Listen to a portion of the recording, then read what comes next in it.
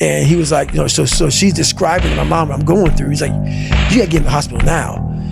And I just said, just shut up and let me enjoy this pain. I don't want anything to numb it. I don't want anything right now. Because what I had done was I just, in my mind, and people will take this wrong and take it as wrong as you want to, I don't really care. I had just climbed a mental wall that was amazing.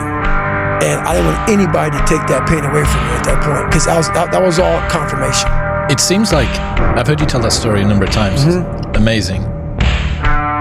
Did that set the tone or the rhythm for what you wanted to try and achieve and feel again? Each time you're pushing further, there's more difficulty. I never wanted to feel it again.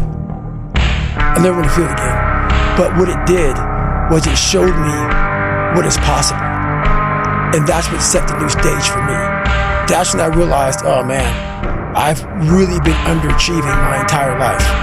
I'm not saying that you have to go to that place, because that place is a dangerous place that... Borderline rhabdo, heart arrhythmia. Oh, it wasn't borderline rhabdo. It was all that. Yeah. But you don't want to go there. But it taught me what is possible.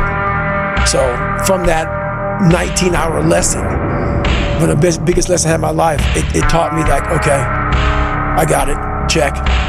Tell me about this mixtape of hate that you've made. So what started happening is, as you get bigger, as you get more successful, you open the door for people to critique every fucking thing you do. And most of the people who are critiquing you usually aren't where you are. And all the critiquing comes from people who are really at a low level of life, which is sad.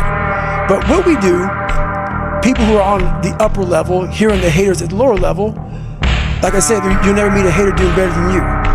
True statement. I started having fun with it. So I'll go through the comments, while most people don't go through comments, I go through them intentionally, look for the bad ones. And while I'll block and delete you because the people on my page don't need that negative energy, I'll block and delete you, but I take a snapshot on my phone and I put it in the archive. So what happens is, there's days where I'm like, you know what? I really don't want to do this today. And I'm like, oh, hang on. So I started making these mixtapes with all of these hate messages about people talking shit. And it became such a source of fuel that it was amazing, because I know why you hate me. You hate me because you're probably in the bed right now. You're probably an underachiever. You're probably somebody who doesn't want to do anything with your life. So I make you question everything about yourself. So I'm going to continue making you question yourself by coming out here and being even more successful.